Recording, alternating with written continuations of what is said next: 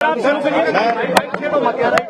सबसे पहले तो बाबा भौकनाथ जी को नमन करता हूं, प्रणाम करता हूं कि उनकी कृपा से ये आज एक बहुत चुनौतीपूर्ण काम जिसमें हमारे श्रमिक भाई 16 दिनों से भी लगातार अंदर संघर्ष कर रहे थे और पूरा देश उनके लिए बाहर संघर्ष कर रहा था। इस पूरे अभियान में लगे हुए सभी कर्मचारियों को, सभी कार्मिकों को, सभी विशेषज्ञों को, सभी हमारे वैज्ञानिकों को, सभी भारत सरकार की संस्थाओं को और एक एक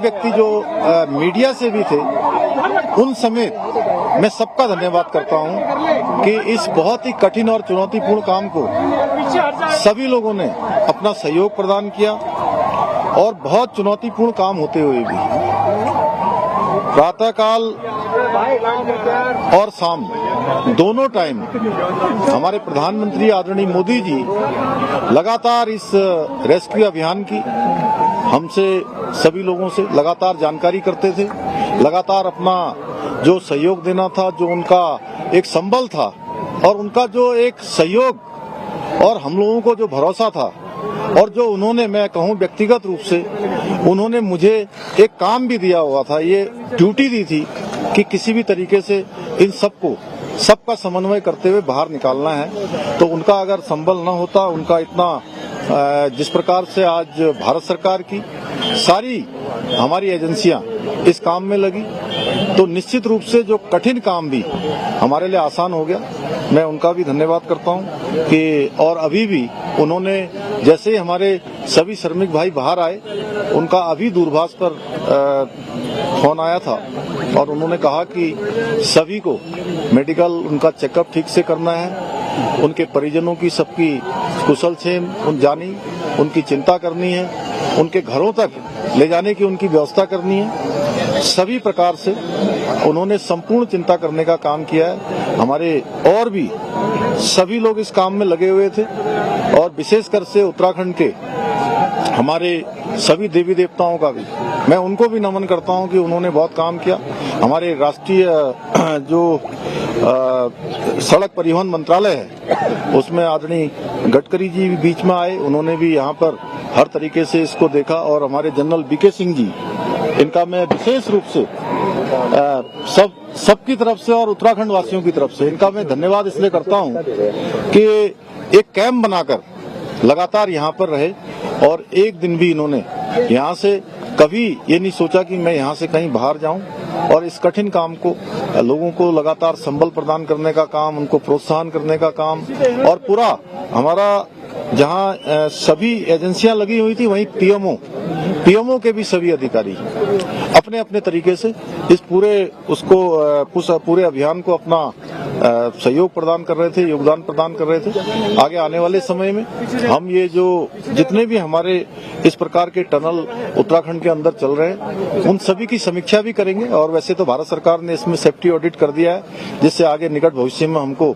इस प्रकार की किसी परेशानियों का सामना न करना पड़े। मैं सभी श्रमिक भाइयों को उनके उज्जवल भविष्य के लिए, उज्जवल जीवन के लिए मैं उनको सबको शुभकामनाएं देता हूं, उनके परिजनों को भी उनको भी शुभकामनाएं देता हूं और लगातार इतना कठिन चुनौतीपूर्ण काम जिसमें आपने देखा कि ऑगर मशीन मंगाई गई और पहले इंदौर से मंगाई गई, हैदराबाद से मंगाई गई और जिस प्रकार से मशीन बार बार अंदर टूट जा रही थी, जिस प्रकार से फंस जा रही थी, वहां पर गडर आ जा रहे थे, तमाम हार्ड रॉक आ जा रही थी, उसके कारण से वो बार बार रुक रही थी।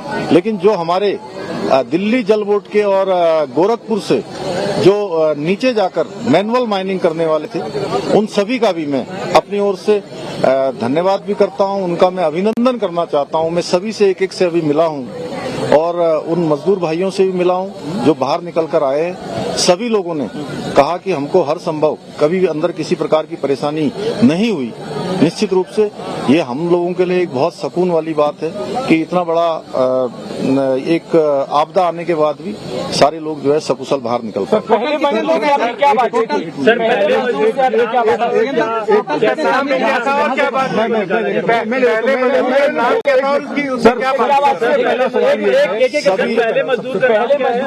क्या बात है सर? देखिए अलग अलग थे, जैसे कि अंदर विशेष रूप से जो हमारी शुरू से बात हो रही थी उसमें सबा अहमद, गब्बर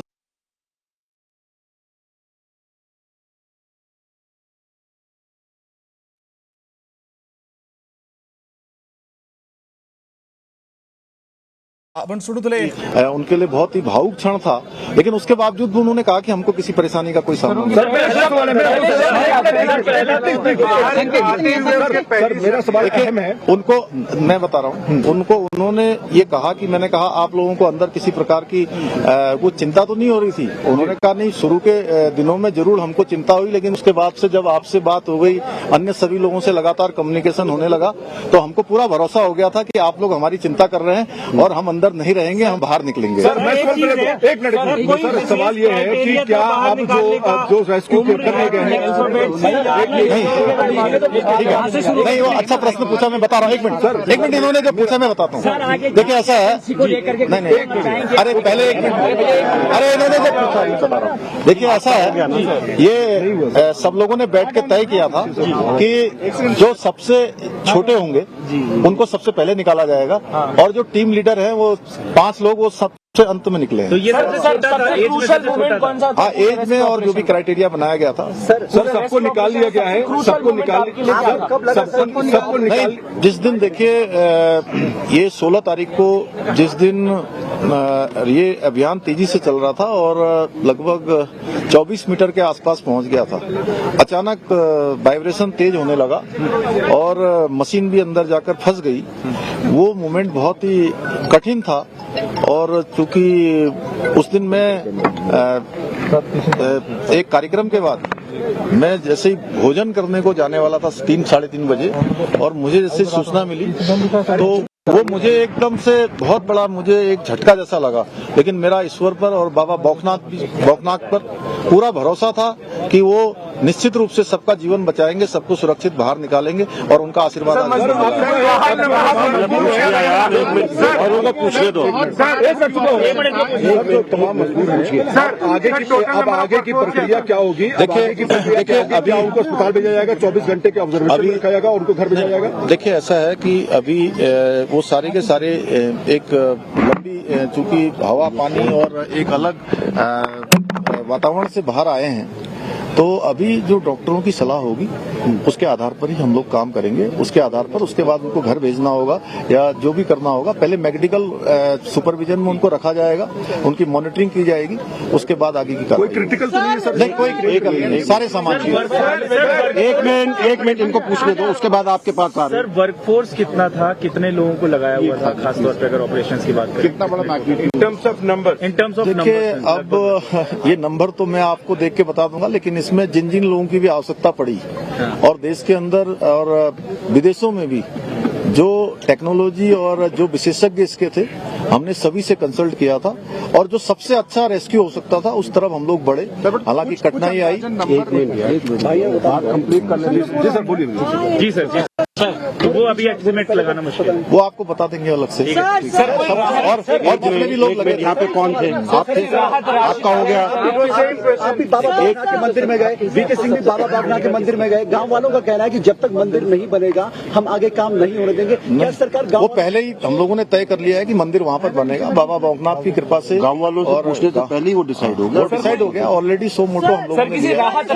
एक मिनट बाबा, एक मिनट। इस पूरी कड़ी में रैट माइनर्स की भूमिका कितनी अहम थी? वो अंतिम पड़ाव में आए और पूरा ये आपने शायद मैंने जो सबसे पहले बीच में बोला था, आपने शायद उसको ध्यान नहीं दिया। वो उनकी बहुत बड़ी भूमिका थी। दिल्ली जल बोर्ड से भी आए थे, गोरखपुर से भी आए हुए थे। उन लोगों ने मैनुअली जाकर जो काम किया वो बहुत निर्णायक इस पूरे अभियान को निर्णय तक पहुंचाने का काम उन्होंने भी किया है। सर, मजदूरों के लिए किसी राहत राशि का ऐलान किया गया, कोई समर्थन राशि उनके लिए? नहीं, सभी बढ़ाने के लिए सहयोग, सर, समर्थन राशि, राहत राशि। प्रधानमंत्री जी ने ट्वीट किया है, फर्स्ट डे से लास्ट दिन तक वो चुनावी व्यवस्था के बावजूद इस पर मॉनिटरिंग करते रहे। उनकी संवेदनाएं पूरे देश ने देखी है, क्या कहेंगे? मैंने आपको शुरुआत में ही कहा था कि माननीय प्रधानमंत्री जी का अगर इतना विशेष इस पर अभियान पर ध्यान नहीं होता, विशेष उनका जोर नहीं होता, तो इतना कठिन चुनौतीपूर्ण अभियान इस तरीके से पूर्ण करना आसान नहीं होता। और उन्होंने, और अभी भी उनका कितना ध्यान है कि प्रातःकाल जब वो चुनाव अभियान में निकलते होंगे, प्रत्येक दिन जानकारी लेते थे और किस प्रकार से रेस्क्यू अभियान को चलाना है उस प्रकार से करते थे। एक तरह से मैं उत्तराखंड का मुख्य सेवक हूँ, मुझे उन्होंने एक काम दिया हुआ था कि किसी भी तरीके से इस काम को सफलता की ओर ले जाना है। कोई और है सर, आपने कब ठाना कि मुझे यहाँ कैंप, आपने कब ठाना कि मुझे यहाँ कैंप करना पड़ेगा और आपने लगातार कैंप किया? नहीं, मैं दीपावली के अगले दिन यहाँ आया था और उस दिन के बाद फिर मैं लगातार यहाँ आता रहा बीच में। और एक समय ऐसा आया कि अभियान हमारा बहुत तेजी से आगे बढ़ रहा था, फिर बीच में रुका।